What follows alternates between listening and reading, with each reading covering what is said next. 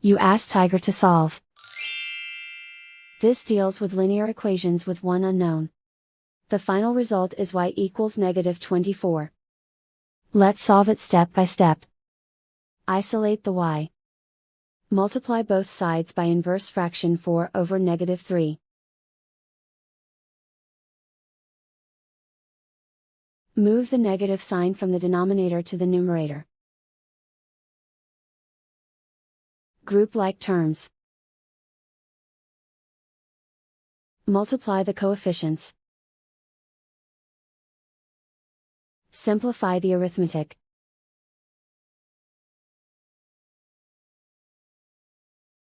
Move the negative sign from the denominator to the numerator. Multiply the fractions.